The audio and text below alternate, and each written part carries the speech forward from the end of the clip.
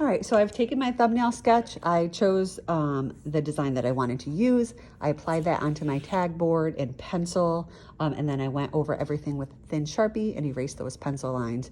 You can use combinations of thin and thick Sharpies to get different contrast of lines. You can add patterns, details. I might even go as far as adding some other patterns into these shapes just to make it a little bit more exciting. But you can see that I followed all my rules here where I've got objects overlapping. They all don't have to be, but right here I've got this object overlapping. Things are bleeding off all the pages, all sides of the page, and you can see that my negative space here is broken up into some larger chunks. It's just not one big piece in the background.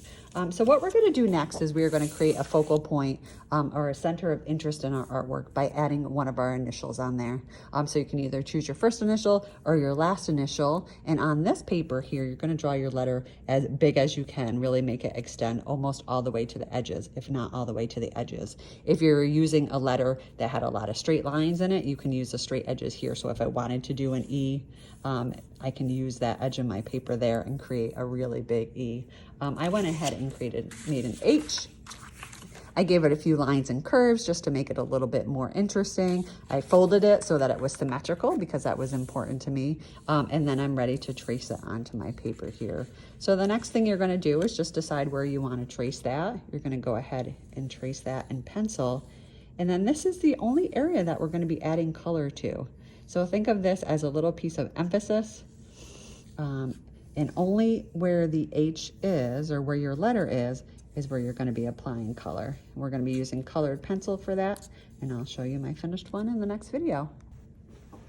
All right, now that I've got my H in there, I'm gonna go ahead and apply color. It's up to you whether you want your colors to be realistic, or if you wanna choose color that you just like, or if you just wanna randomly assign some color. So I went ahead and chose a green, and I'm gonna be using this for my key. So I'm only gonna be coloring where the key and the H overlap. Notice when I'm using color pencil, I'm not pushing down heavy and making it look like it's in marker. If we want a really dark saturated color, then we would have just used marker. What's nice with color pencil is that we can shade with it. We can create some areas that are lighter and darker.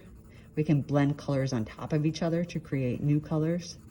So try some of those color pencil techniques while you're working on this.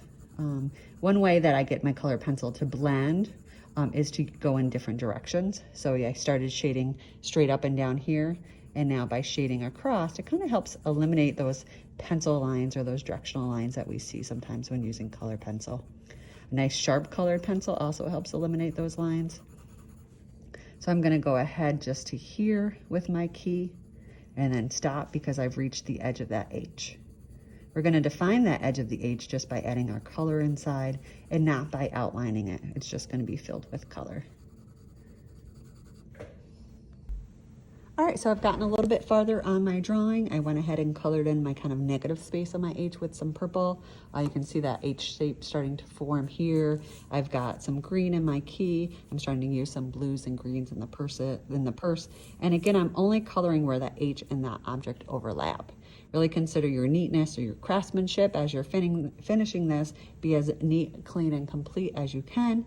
If you want to go ahead when you're complete and add some other black and white designs in the background, you certainly can do that too. So there's a lot of flexibility in what you decide to draw, how you decide to arrange that on the page, and how you decide to finish that off. I look forward to seeing everyone's projects.